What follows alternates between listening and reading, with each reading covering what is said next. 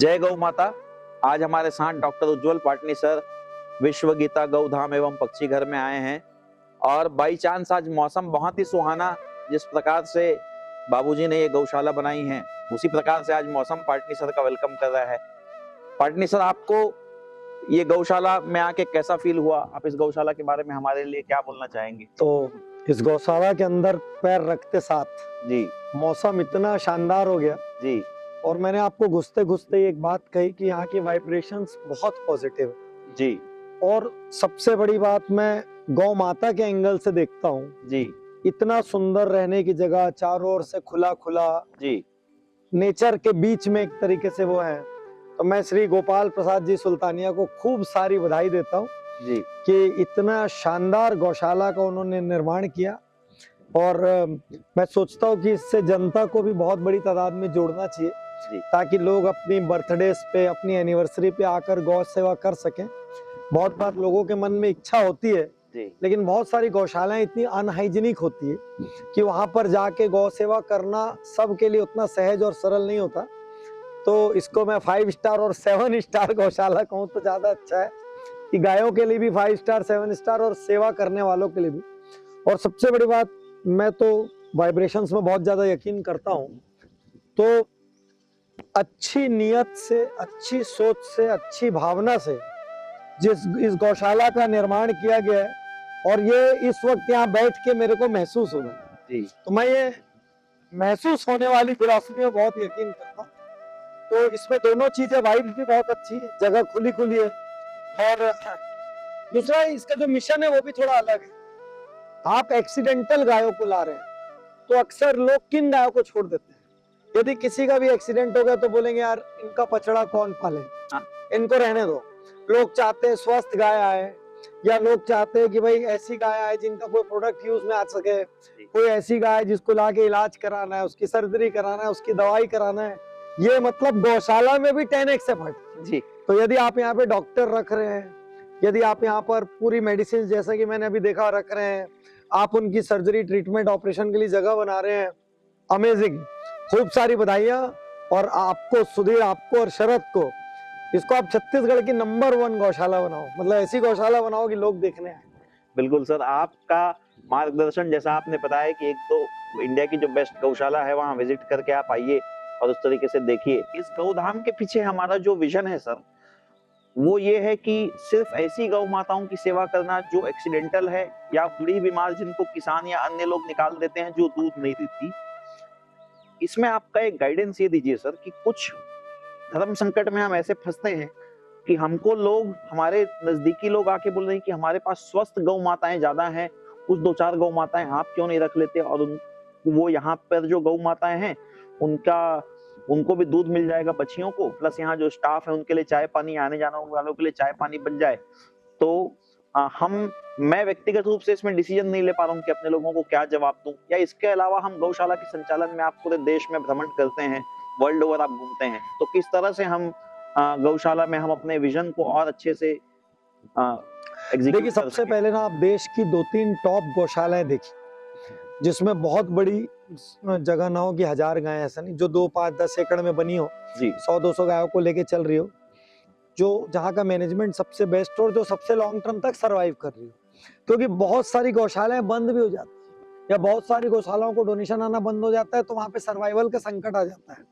तो सबसे पहले देश की 2-3 बड़ी गौशालाओं को देखिए और उनके, जैसे अपन बिजनेस में करते हैं कि रोल मॉडल कंपनी को देखते हैं, वो सिस्टम लागू करते हैं, ठीक वैसे ही आप वो सिस्टम लागू करिए। सेकंड, किसी भी प्रकार की कॉमर्शियल एक्टिविटी से बचिए, क्योंकि जहां कॉमर्शियल एक्टिविटी होगी वहां पे फिर ट्रस्टियों में पॉलिटिक्स होगी, लड़ाई झगड़ा होगा, मन मुटाव होगा और गलत किस्म के इंटरफेरेंसेस होंगे और अपन मूल रास्ते से भटक जाएंगे।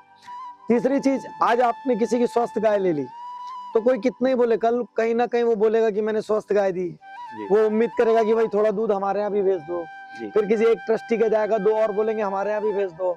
लोगों को स्वस्थ गाय का दूध भी चाहिए, लेकिन क्योंकि चारों तरफ मिलावट हो रही है, इंजेक्शन दे के गायों से दूध निकाला जा रहा है, उनको बार बार गर्भवती किया जा रहा है, तो लोग अपनी गाय, चूंकि किसी को पालने का बछड़ा नहीं चाहिए, तो गाय आप क्या दे देंगे और आपसे उम्मीद करेंगे कि हमको दूध मिल जाए, घी मिल जाए, फिर ये धीरे धीरे विवाद का विषय बन जाएगा। तो आप एकदम क्लियर रखिए कि यहाँ वही गाय आएंगी जो एक्सीडेंटल हो, जो पीड़ित हो और जिनका कोई दुख दर्द संभालने वाला नहीं, तो बोलते हैं ना, जिसका कोई दुख, जिस दुखियारे का कोई साथी नहीं है उसके हम साथ। जी ठीक, उनकी सेवा करने में असली आपको आनंद आएगा। स्वस्थ की सेवा तो सब करते हैं, हर घर में जब तक लोग स्वस्थ रहते हैं तब तक सब अच्छे से रहते हैं। वो एक बीमार पड़ जाए, बिस्तर में आ जाए, तो सभी रिश्तेदारों की सच्चाई पता लग जाती है कि असली साथी कौन। जी तो असली गौ भक्त कौन है ये तब पता चलेगा जब कोई बीमार, चोटिल इनके लिए सहायता देगा। तो बल्कि आप ऐसी स्कीमें भी चालू करिए कि लोग अपने जन्मदिन पर महज चारा ही नहीं, किसी एक गाय की पूरे इलाज का जिम्मा ले सके। अपनी वैवाहिक वर्षगांठ पे हर वर्ष किसी एक गाय के इलाज का वो जिम्मा ले सके, और समाज को इसमें जरूर जोड़िए। ऐसा नहीं लगना चाहिए कि ये श्री गोपाल प्रसाद सुल्तानिया या शरद सुल्तानिया या सुधीर सुल्तानिया की गौशाला है। ये बनाई हमने किसी पूर्व जन्म के भाग्य से, हमको ये सौभाग्य मिला। हम कर्ता नहीं है, हमको कर्ता के रूप में चुना गया, हम भाग्यशाली है। और हमारे हाथ से काम हुआ, हम माध्यम बन पाए। इस बात का अहंकार नहीं पालना है कि हमने बनाया, हमने किया। वो अहंकार से दूर है, क्योंकि अहंकार पुण्य को खत्म करता है। जी तो हम माध्यम बने बस। और इसके अलावा लोगों को इसमें इन्वॉल्व करिए, क्योंकि सबको लगना चाहिए कि मैं भी यहाँ आके यथाशक्ति कुछ दान दूं। दान यानी अर्थ दान नहीं है, दवा दान दूं, सेवा दान दूं, श्रम दान दूं, भावना दान दूं, कोई भी चिकित्सकीय दान दूं। तो जितने ज्यादा लोग जुड़ेंगे, बल्कि आप स्कूली बच्चों का टूर वूर भी रखाइए। बच्चे, अब घरों में गाय नहीं होती तो बच्चे छू भी नहीं पाते, तो बच्चे यहाँ पर आके देख सके, वो अपने हाथ से गौ माता को अभी से खाना वाना खिला सके, भोजन दे सके, तो उनका गायों के प्रति प्रेम पैदा होगा। तो इसको आप और बड़े सामाजिक हित की दृष्टि से सोचिए। किसी भी किस्म के कॉमर्शियल एक्टिविटी से दूर रहिए, किसी का भी ऑब्लिगेशन मत लीजिए। एक ऑब्लिगेशन लेंगे 4 चुकाना। जी, ये बहुत अच्छा लेसन दिया सर आपने कि एक भी गौ माता यहाँ हम ऐसी ना लाए जो हष्ट पुष्ट हो, जो दूध देती हो। स्वाभाविक रूप से जो दूध दे, एक्सीडेंटल जो आए, उससे जितने लोगों का पुष्टि हो सके वो बहुत है, बस हम नहीं लाए। और दूसरा एक टेक अवे आज का सर जो है कि एक तो गौशाला ऐसी विजिट करें जो देश में 5 सालों से सक्सेसफुल ऑपरेशंस की ओर बढ़ रही हैं। बाकी तो भविष्य में बहुत कुछ हो सकता है। गौमूत्रों पे कोई चीज, छोटी सी एक यूनिट लग सकती है, गाय से जुड़े कुछ साबुन, कोई दवाइयां बन सकती है। तो फ्यूचर में तो गौ तो इंटरेस्ट का प्रोजेक्ट है देश का, सरकार का भी इसमें पूरा सहयोग है। वो तो आप बहुत विस्तार कर सकते हैं, लेकिन अभी पहले बेस्ट सिस्टम्स बिठाइए। मतलब ऐसे सिस्टम बिठाइए कि कल को आप नहीं रहे तो भी गौशाला रुकनी नहीं चाहिए। आपका गोल होना चाहिए कि ऑटो पायलट मोड में गौशाला चल रही है, गौ सेवा चलनी चाहिए। हाँ जी जी, बहुत अच्छा मैसेज सर आपका, बहुत फ्रूटफुल आज का दिन रहा सर। Thank you. आपके सामने कभी ऐसी गौ माता आई है जो एक्सीडेंटल हुई या एक्सीडेंट हुई और आपको कोई वहां पर, आपके पास कोई नंबर ना हो और आपको वहां क्रॉस करना रहा हो, या कभी सुने हो ऐसा कुछ हुआ है सर? मुझे ऐसा लगता है बहुत कॉमन चीज है, क्योंकि अपने यहाँ बड़ी बड़ी सड़कों पे, हाईवेज पे भी गाय बीच में आ जाती है। रात को अक्सर एक्सीडेंट हो जाते हैं, सुबह चोटिल गाय पड़ी रहती है, लेकिन लोगों को ये नहीं पता होता कि वो कहाँ लेकर जाए।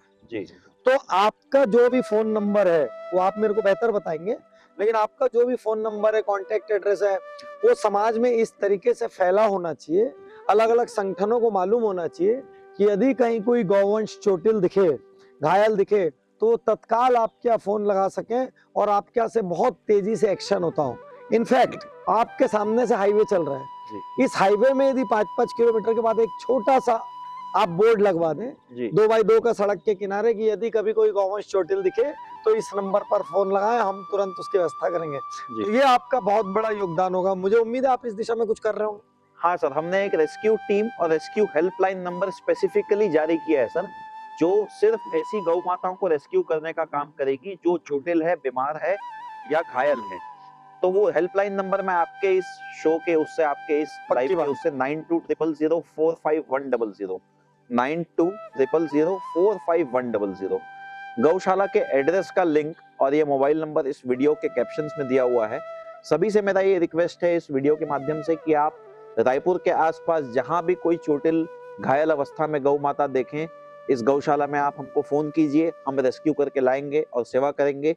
और जिस भक्ति के साथ हम सेवा करेंगे, यदि उस दिन के 2-4-5 दिन बाद आप हमसे वीडियो मंगा सकते हैं जिसमें आप देख सकते हैं कि वो गौ माता कितनी रिकवर की, वो गौ माता कितनी रिकवर की और उस गौ माता में कितना उसको आराम मिला, तो आपको भी ये देख के प्राउड होगा। आप विजिट करें तो आपको और अच्छा लगेगा, आप विजिट ना करें तो हम उस नंबर से आपको वीडियो भी भेज देंगे जिस गौ माता को आप रेस्क्यू कराएंगे। तो मेरा आप सबसे ये निवेदन है कि इस विश्व गीता गौधाम एवं पक्षी घर के मुहिम में आप सब जुड़े और इस नंबर पे कॉल करें, और कॉल करके जो भी चोटिल बीमार गौ माता हैं उनको आप हम तक पहुंचाएं। बाकी हम सेवा आपके साथ मिलकर हम करेंगे। धन्यवाद।